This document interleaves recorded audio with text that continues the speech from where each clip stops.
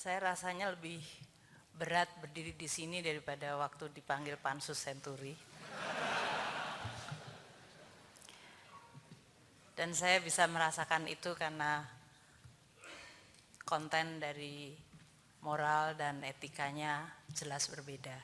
Dan itu yang membuat saya jarang sekali, biasanya grogi, sekarang menjadi grogi. Rocky yang baik, saya diajari Pak Marsilam untuk memanggil orang tanpa mas atau bapak gitu. Karena dianggap itu adalah ekspresi egalitarian. Saya susah memanggil Marsilam, selalu pakai Pak dan dia marah. Tapi saya untuk Rocky malam ini saya panggil Rocky yang baik. Terima kasih atas. Tapi saya jelas nggak berani manggil Rahman Toleng dengan Rahman Toleng saja. Takut saya. Terima kasih atas introduksi yang sangat generous. Saya sebetulnya agak keberatan diundang malam hari ini untuk dua hal. Pertama, karena judulnya adalah memberi kuliah. Dan biasanya kalau memberi kuliah saya harus paling tidak membaca textbook yang harus saya baca dulu dan kemudian berpikir keras bagaimana menjelaskan.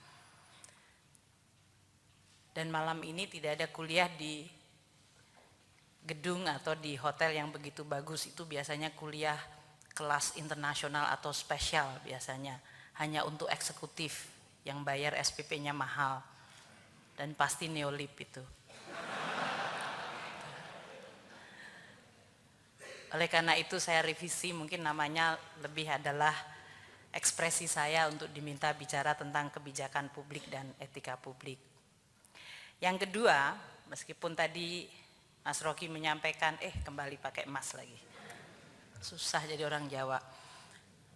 Kalau tadi sebutkan mengenai ada dua laki-laki, hati kecil saya tetap saya akan mengatakan sampai hari ini saya adalah pembantu laki-laki itu.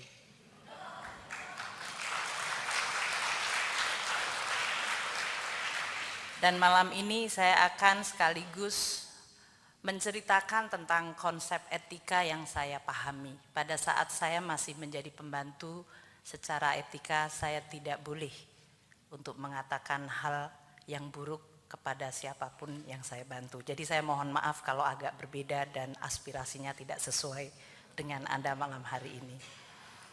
Tapi saya diminta untuk bicara tentang kebijakan publik dan etika publik. Dan itu adalah suatu topik yang barangkali merupakan suatu pergulatan harian saya. Semenjak hari pertama saya bersedia untuk menerima jabatan sebagai menteri di kabinet di Republik Indonesia itu. Suatu penerimaan jabatan yang saya lakukan dengan penuh kesadaran, dengan segala upaya saya untuk memahami apa itu konsep jabatan publik. Pejabat negara yang pada dalam dirinya setiap hari adalah melakukan tindakan, membuat pernyataan, membuat keputusan yang semuanya adalah dimensinya untuk kepentingan publik. Di situ letak pertama dan sangat sulit bagi orang seperti saya karena saya tidak belajar seperti Anda semua termasuk Sarah tadi yang menjadi MC tentang filosofi.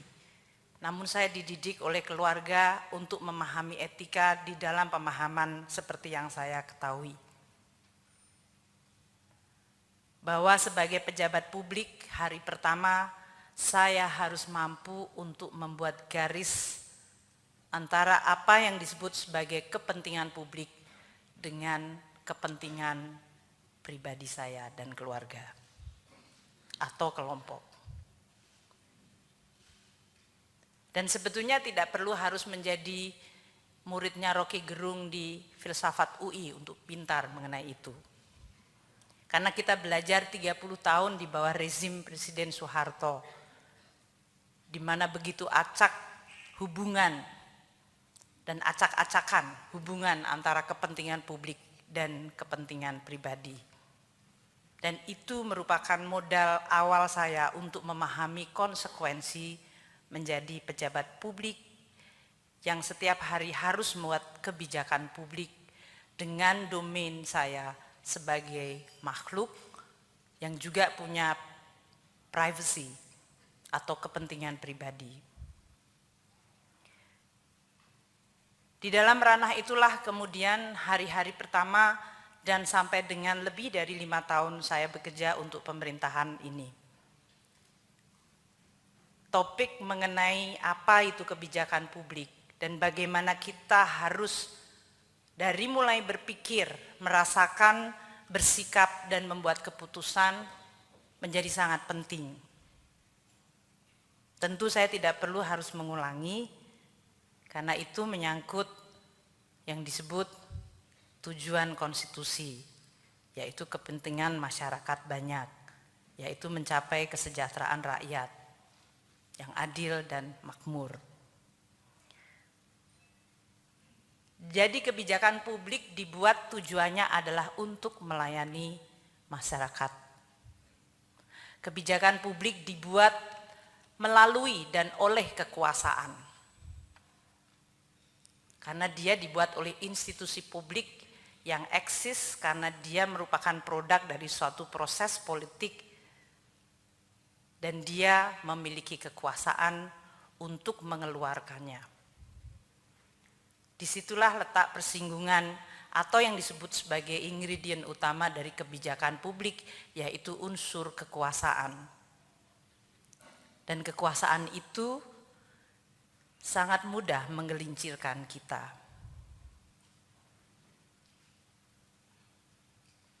Kekuasaan selalu cenderung untuk korup.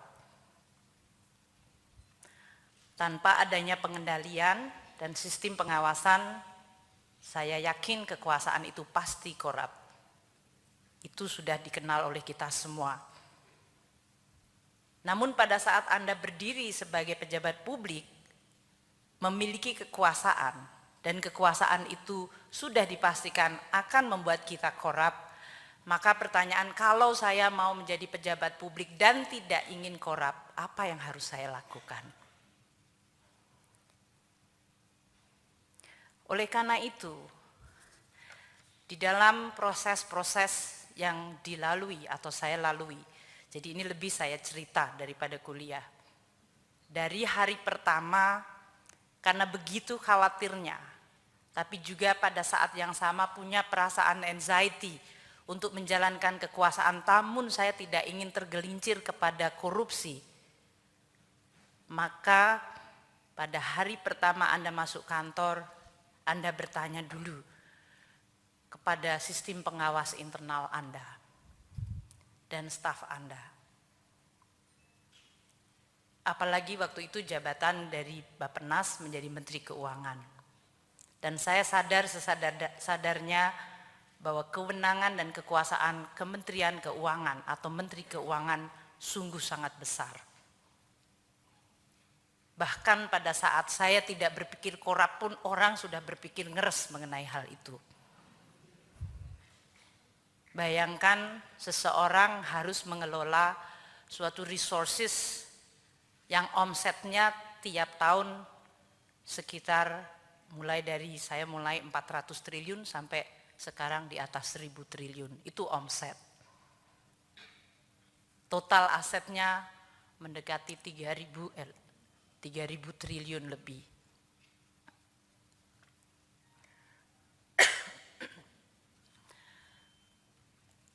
Saya lihat banyak sekali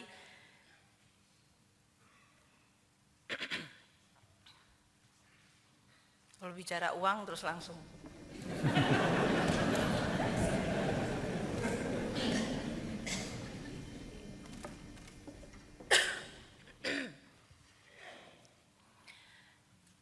Saya sudah melihat banyak sekali apa yang disebut tata kelola atau governance pada saat seseorang memegang suatu kewenangan di mana melibatkan uang yang begitu banyak. Tidak mudah mencari orang yang tidak tergiur atau apalagi terpeleset sehingga tergoda bahwa apa yang dia kelola menjadi seolah-olah menjadi barang atau aset miliknya sendiri. Dan disitulah hal-hal yang sangat nyata mengenai bagaimana kita harus membuat garis pembatas yang sangat disiplin. Disiplin pada diri kita sendiri dan dalam bahkan pikiran kita dan perasaan kita. Untuk menjalankan tugas itu secara dingin, rasional, dengan penuh perhitungan, dan tidak membolehkan perasaan ataupun godaan apapun untuk bahkan berpikir untuk mengabuse-nya. Barangkali itu istilah yang disebut teknokratik. Tapi saya sih menganggap bahwa banyak juga orang yang katanya berasal dari akademik dan disebut teknokrat, tapi ternyata baunya tidak seperti itu. Tingkahnya apalagi lebih-lebih. Jadi saya biasanya tidak mengklasifikasikan berdasarkan label, tapi berdasarkan genuine produknya dia, hasilnya apa, tingkah laku yang esensial. Nah, di dalam hari-hari di mana kita harus membuat kebijakan publik, dan tadi disebutkan bahwa kewenangan begitu besar menyangkut sebuah atau nilai resources yang begitu besar.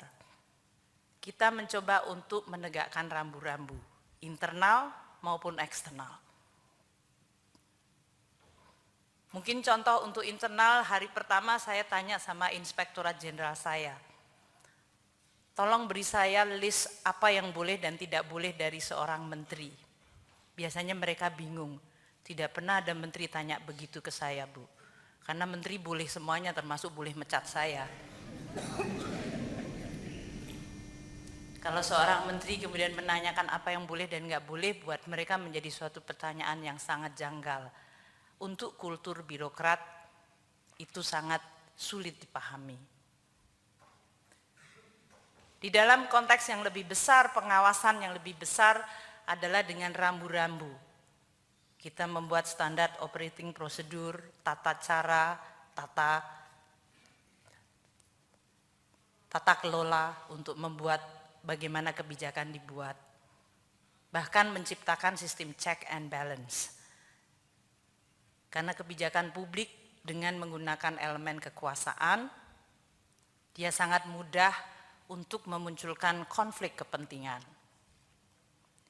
Saya bisa cerita berhari-hari kepada Anda banyak contoh di mana produk-produk kebijakan sangat memungkinkan seorang pada jabatan Menteri Keuangan mudah tergoda. Dari korupsi kecil hingga korupsi yang besar. Dari korupsi yang sifatnya hilir dan retail sampai korupsi yang sifatnya adalah upstream dan hulu. Dan bahkan dengan kewenangan dan kemampuannya dia pun bisa menyembunyikan itu. Karena dengan kewenangan yang besar dia sebetulnya juga bisa membeli sistem. Dia bisa menciptakan network. Dia bisa menciptakan pengaruh. Dan pengaruh itu bisa menguntungkan bagi dirinya sendiri atau kelompoknya. Godaan itulah yang sebetulnya kita selalu ingin bendung. Karena begitu Anda tergelincir kepada satu hal, maka tidak akan pernah berhenti.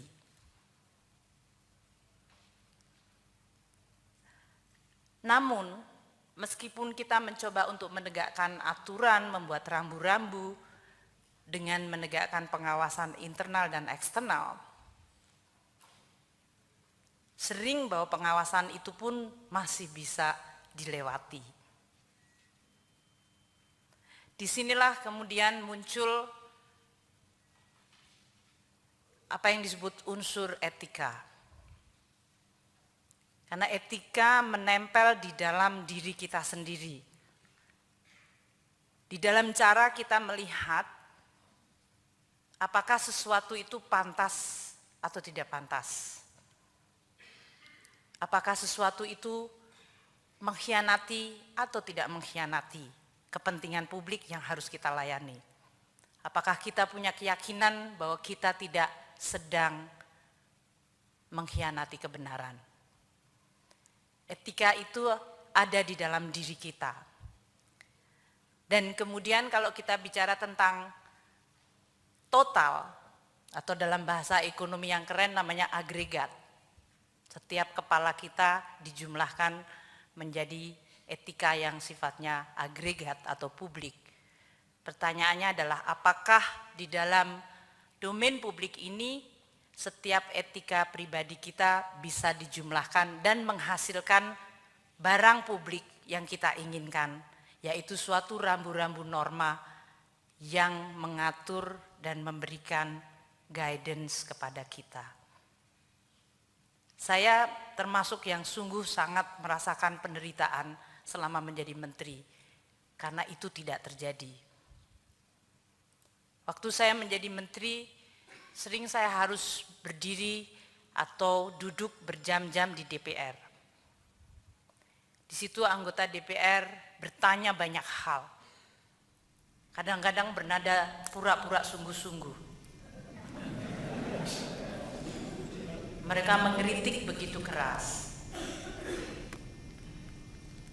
Tapi kemudian mereka dengan tenangnya mengatakan ini adalah panggung politik, Ibu. Waktu saya dulu masuk Menteri Keuangan, pertama saya masih punya 2 dirjen yang sangat terkenal, Dirjen Pajak dan Dirjen Bea Cukai saya. Mereka sangat powerful. Karena pengaruhnya dan juga respectability saya tidak tahu karena apa, kepada anggota dewan luar biasa. Dan waktu saya ditanya mulainya dari segala macam, setiap keputusan, statement saya dan yang lain-lain selalu ditanya dengan sangat keras.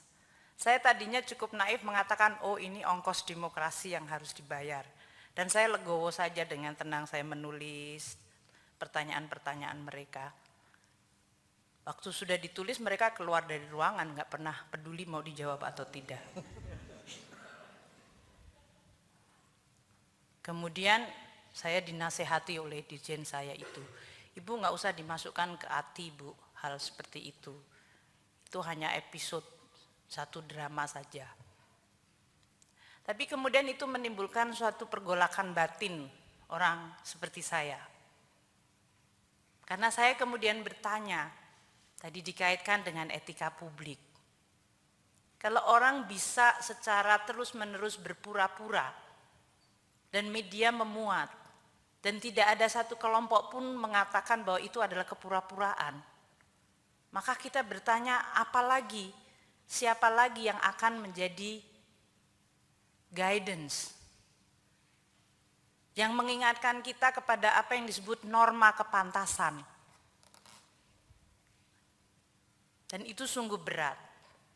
Karena terus saya mengatakan kalau saya menjadi pejabat publik, ongkos untuk menjadi pejabat publik pertama, kalau saya tidak korup jelas saya legowo, nggak ada masalah.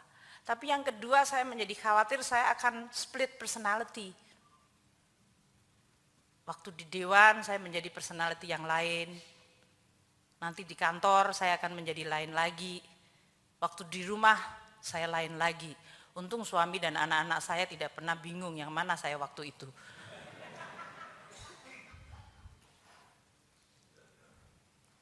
Dan itu sesuatu yang sangat sulit untuk seorang seperti saya untuk harus berubah-ubah. Kalau pagi lain nilainya dengan sore dan sore lain dengan malam. Malam lain lagi dengan tengah malam. Kan itu sesuatu yang sangat sulit untuk diterima. Itu ongkos yang paling mahal bagi seorang pejabat publik yang harus menjalankan dan ingin menjalankan secara konsisten. Nah, oleh karena itu, di dalam konteks inilah kita akan bicara mengenai kebijakan publik, etika publik yang seharusnya menjadi landasan, arahan bagi bagaimana kita memproduksi suatu tindakan keputusan yang itu adalah untuk urusan rakyat, yaitu kesejahteraan rakyat, mengurangi penderitaan mereka, menaikkan suasana atau situasi yang baik di masyarakat. Namun di sisi lain kita harus berhadapan dengan konteks kekuasaan dan struktur politik, di mana buat mereka norma dan etika itu nampaknya bisa tidak hanya double standard, triple standard.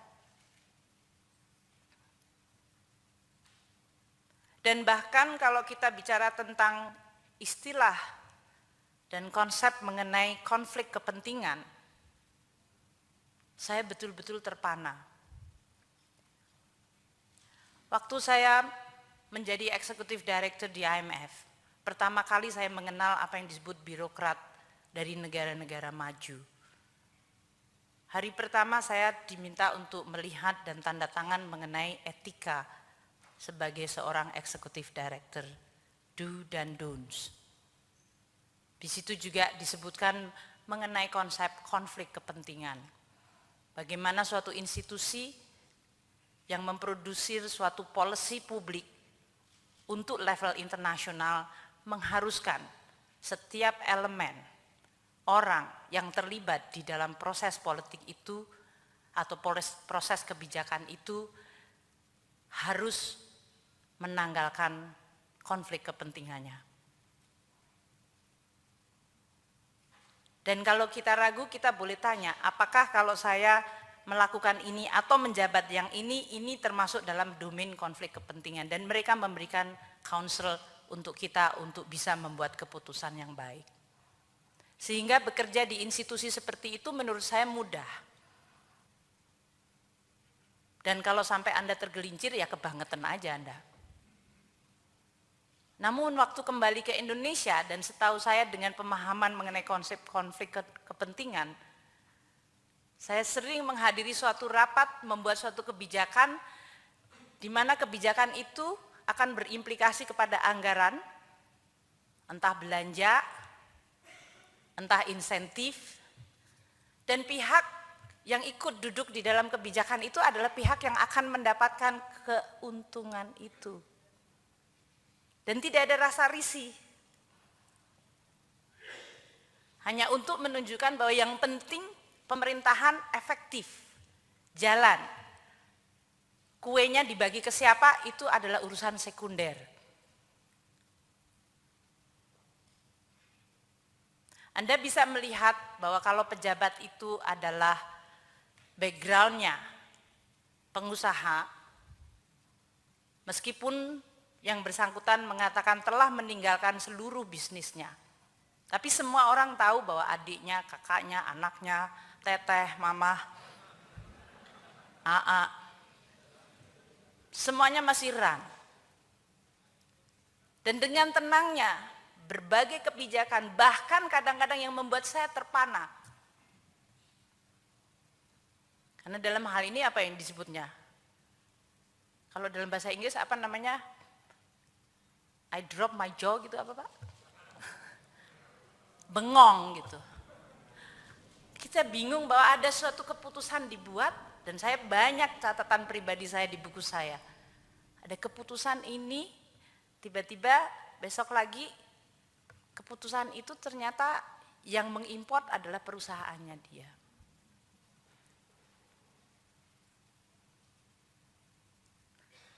Nah, ini merupakan sesuatu hal yang barangkali tanpa harus mendramatisir yang dikatakan oleh Rocky tadi seolah-olah menjadi the most recent phenomena. Kita semua tahu itulah penyakit yang terjadi zaman Orde Baru. Hanya dulu dibuatnya secara tertutup, tapi sekarang dengan kecanggihan, karena kemampuan dari kekuasaan, dia bisa mengkooptasi decision making process juga. Kelihatannya demokrasi, kelihatannya melalui proses check and balance. Tapi di dalam dirinya unsur mengenai konflik kepentingan dan tanpa etika begitu kental. Etika itu barang yang jarang disebut Pak. Ada suatu saat saya membuat rapat. Dan rapat ini jelas berhubungan dengan beberapa perusahaan. Kebetulan ada dari beberapa yang kita undang, dia adalah komisaris dari beberapa perusahaan itu. Kami biasa, dan saya mengatakan dengan tenang, bagi yang punya afiliasi dengan apa yang sedang kita diskusikan, silahkan keluar dari ruangan. Memang itu adalah tradisi yang kita coba lakukan di Kementerian Keuangan. Kebetulan mereka adalah teman-teman saya.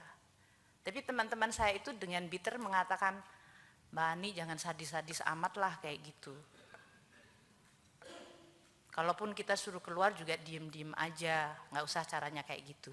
Saya ingin menceritakan cerita seperti ini kepada Anda bagaimana ternyata konsep mengenai etika dan konflik kepentingan itu bisa dikatakan sangat langka di Republik ini. Dan kalau kita berusaha untuk menjalankan dan menegakkan, kita dianggap menjadi barang yang aneh.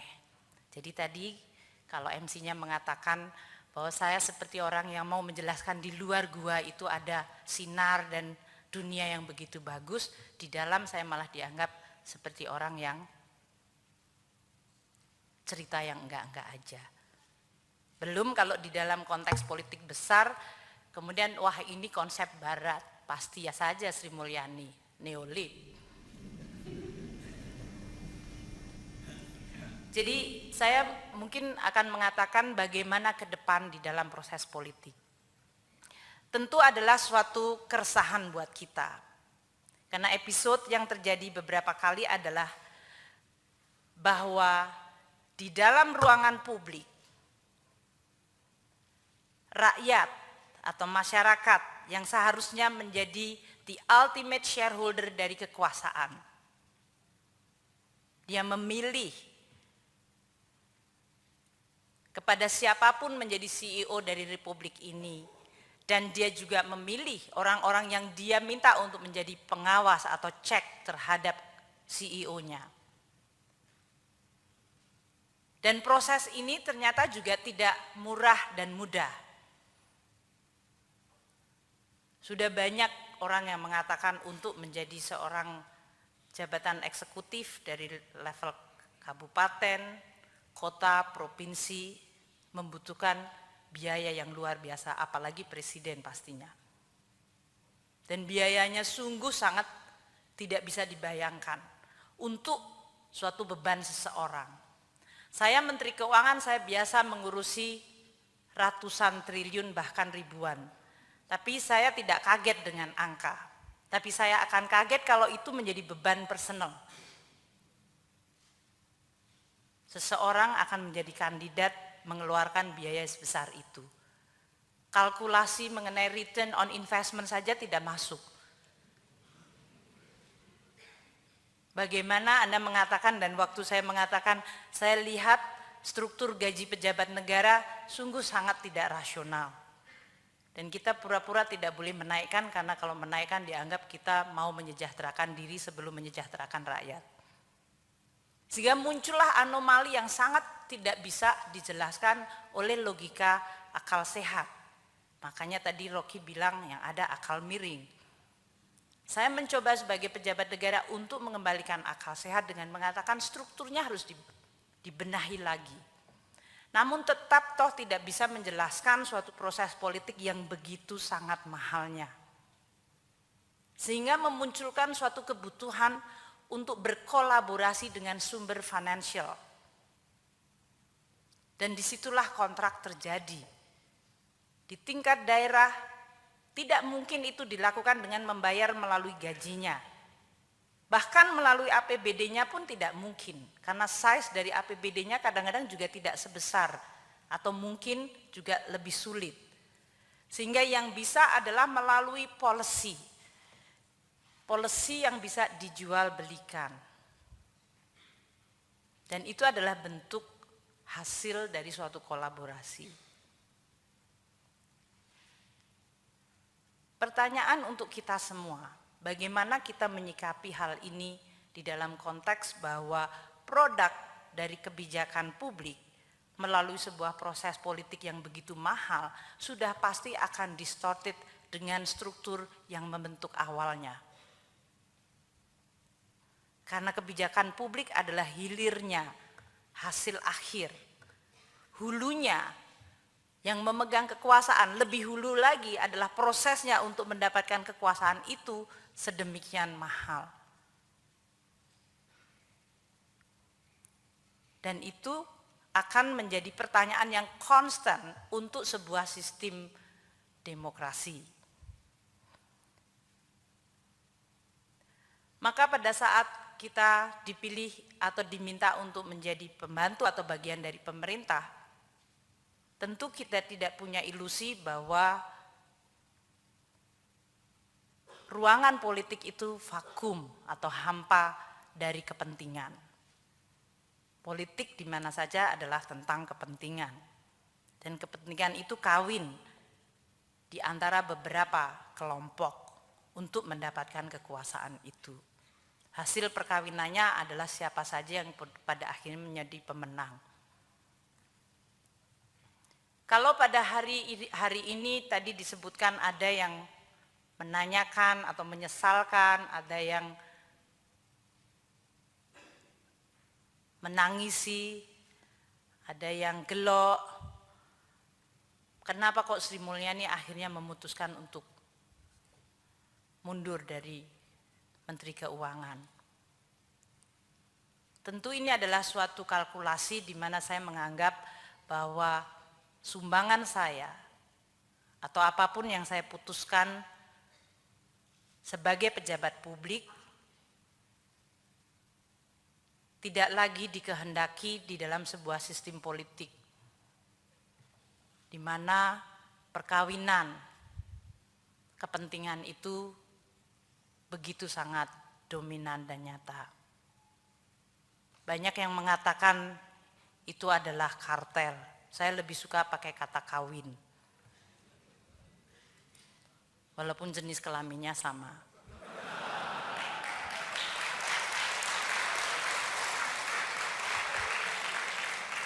Karena politik itu lebih banyak lakinya daripada perempuan, makanya saya katakan tadi. Hampir semua ketua partai politik laki kecuali satu.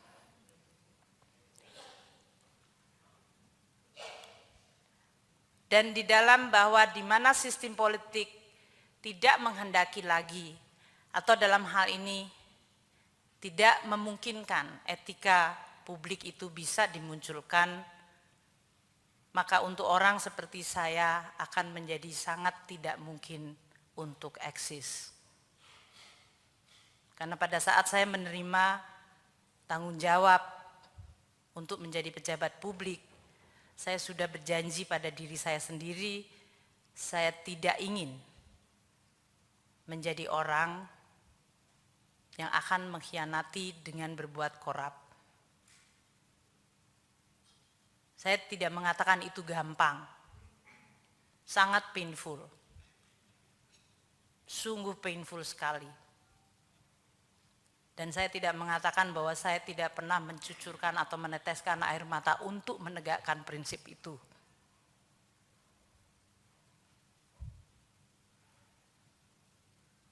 Karena ironinya begitu besar, sangat besar. Anda memegang kekuasaan begitu besar, Anda bisa, Anda mampu, Anda bahkan boleh, Anda bahkan diharapkan untuk mengebiusnya oleh sekelompok yang sebetulnya menginginkan itu terjadi agar nyaman. Dan Anda tidak mau.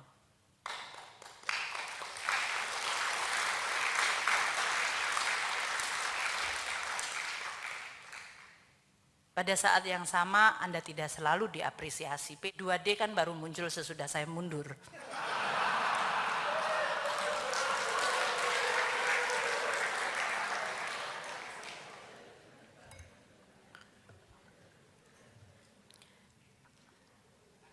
Jadi ya terlambat tidak apa-apa, tapi asal masih bisa menyelamatkan republik inilah.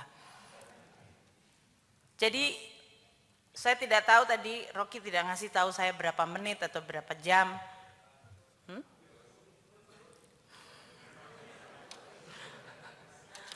Soalnya di atas jam 9 argonya lain lagi nanti.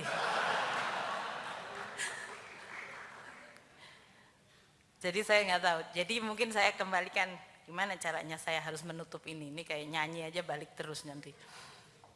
Mungkin saya akan mengatakan bahwa pada bagian yang akhir kuliah saya ini atau cerita saya ini, saya ingin menyampaikan pada semua kawan-kawan di sini. Saya bukan dari partai politik, saya bukan politisi. Tapi tidak berarti bahwa saya tidak tahu politik. Selama lebih dari 5 tahun saya tahu persis bagaimana proses politik terjadi. Kita punya perasaan yang bergumul atau bergelora atau resah. Keresahan itu memuncak pada saat kita menghadapi realita, jangan-jangan banyak orang yang ingin berbuat baik merasa frustrasi. Atau mungkin saya akan less dramatic. Banyak orang-orang yang harus dipaksa untuk berkompromi. Dan sering kita menghibur diri dengan mengatakan kompromi ini perlu untuk kepentingan yang lebih besar. Sebetulnya cerita itu bukan cerita baru. Karena saya tahu betul pergumulan para teknokrat zaman Pak Harto untuk memutuskan stay atau out adalah pada dilema apakah dengan stay saya bisa membuat kebijakan publik yang lebih baik. Sehingga menyelamatkan suatu kerusakan yang lebih besar. Atau Anda out dan Anda di situ akan punya kans untuk berbuat atau tidak, paling tidak risiko untuk getting associated with menjadi less. Personal gain, public loss. If you are stay, dan itu yang saya rasakan 5 tahun, you suddenly feel that everybody is your enemy. Karena no one yang sangat simpati, yang tahu kita pun akan tidak terlalu happy karena kita tetap di dalam sistem. Yang tidak sejalan dengan kita juga jengkel karena kita tidak masuk di dalam kelompok yang bisa diajak enak-enakan. Sehingga Anda ada di dalam disandwich oleh dua hal itu. Dan itu bukan suatu pengalaman yang mudah. Sehingga kita harus berkolaborasi untuk membuat space yang lebih enak, lebih banyak.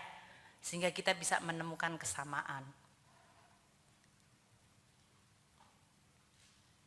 Nah, kalau kita ingin kembali kepada topiknya untuk menutup juga, saya rasa forum-forum semacam ini, atau saya mengatakan kelompok seperti Anda yang duduk pada malam hari ini, saya yakin adalah kelompok kelas menengah, yang sangat sadar membayar pajak.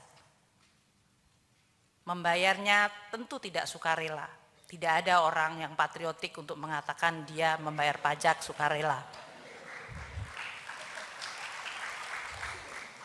Tapi meskipun tidak sukarela, tapi Anda sadar bahwa itu adalah kewajiban yang harus dibuat untuk menjaga republik ini tetap berdaulat.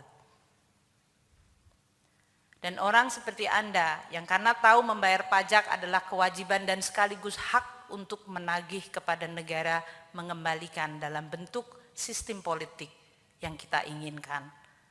Maka sebetulnya di tangan orang-orang seperti Anda lah republik ini harus dijaga. Sungguh berat, dan saya ditanya atau berkali-kali di banyak forum untuk ditanya, kenapa ibu pergi? Bagaimana reformasi? Kan yang dikerjakan semua penting. Apakah ibu tidak melihat Indonesia sebagai tempat untuk pengabdian yang lebih penting dibandingkan Bank Dunia? Seolah-olah sepertinya negara ini menjadi tanggung jawab Sri Mulyani. Dan saya keberatan. Dan saya ingin sampaikan di forum ini karena Anda tidak bertanggung jawab kalau bertanya hal yang sama ke saya. Anda semua bertanggung jawab sama seperti saya. Mencintai republik ini dengan banyak sekali pengorbanan sampai saya harus menyampaikan kepada jajaran pajak, jajaran bea cukai, jajaran perbendaraan, jangan pernah putus asa mencintai republik.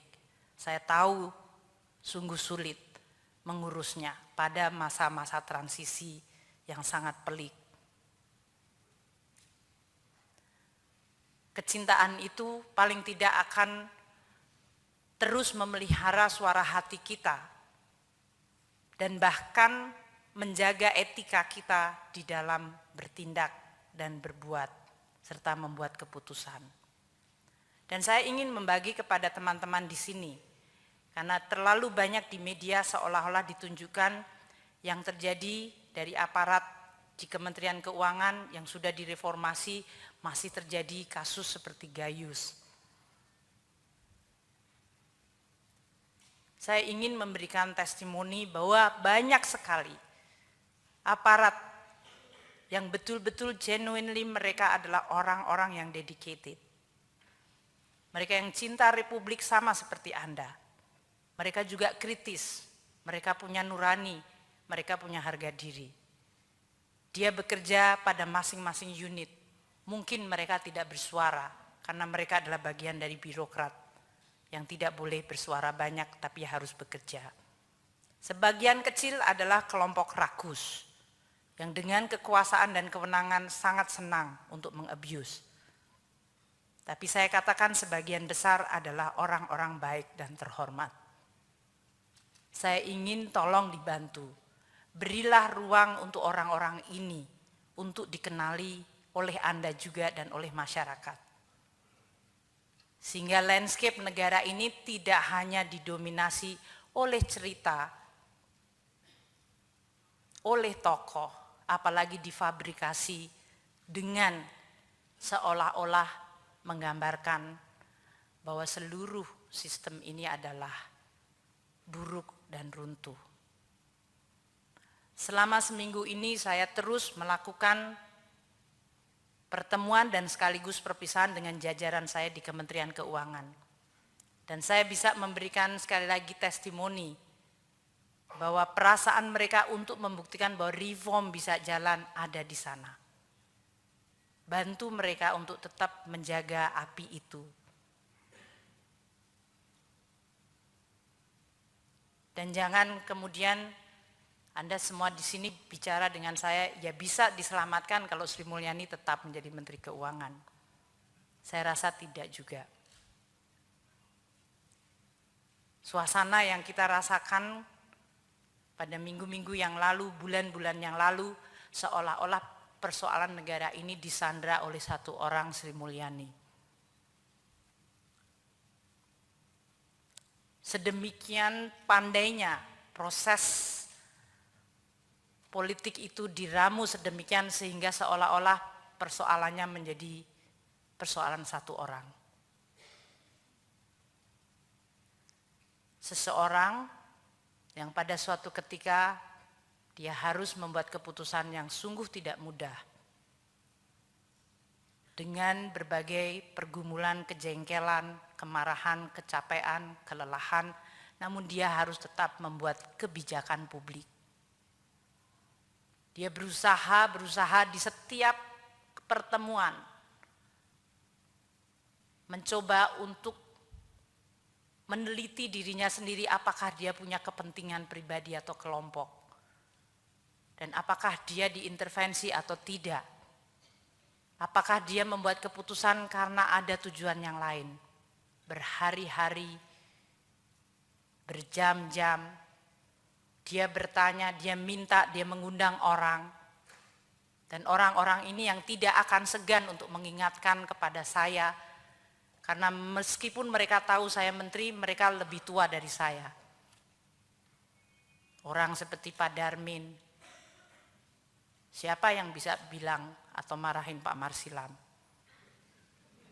Semua orang dimarahin duluan sama dia.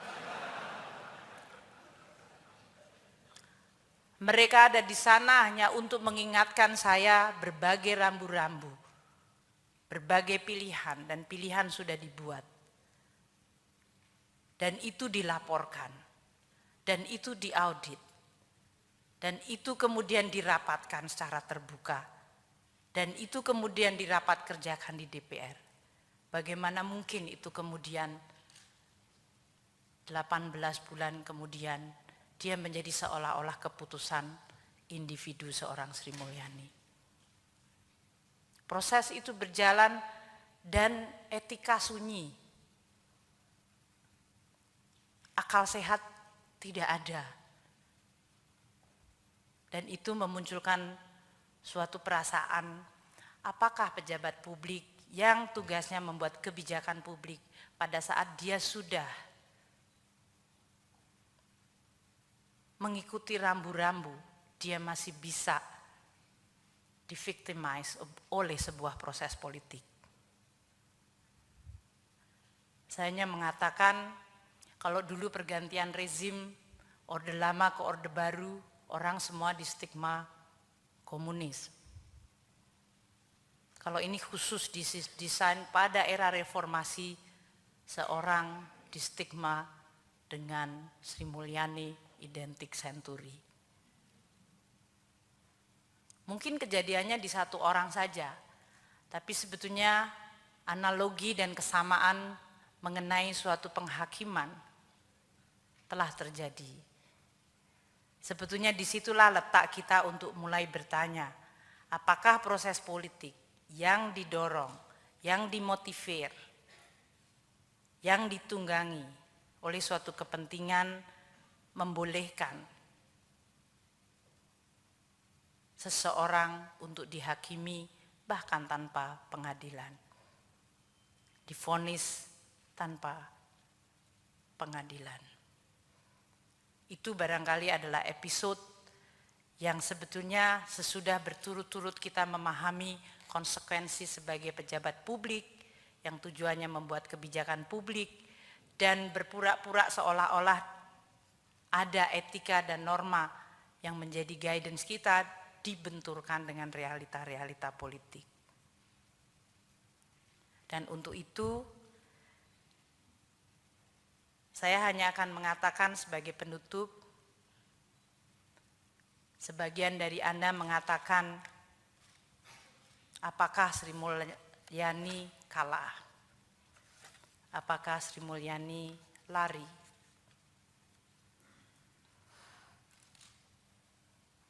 Dan saya yakin banyak yang menyesalkan keputusan saya.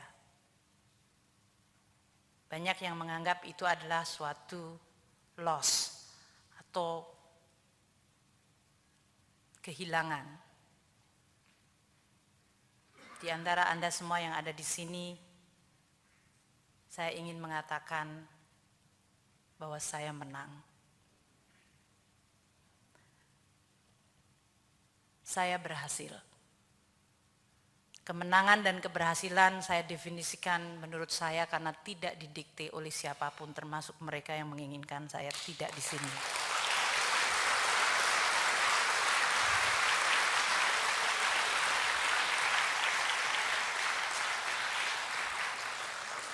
Saya merasa berhasil dan saya merasa menang karena definisi saya adalah 3. Selama saya tidak mengkhianati kebenaran, selama saya tidak mengingkari nurani saya, dan selama saya masih bisa menjaga martabat dan harga diri saya, maka di situ saya menang. Terima kasih.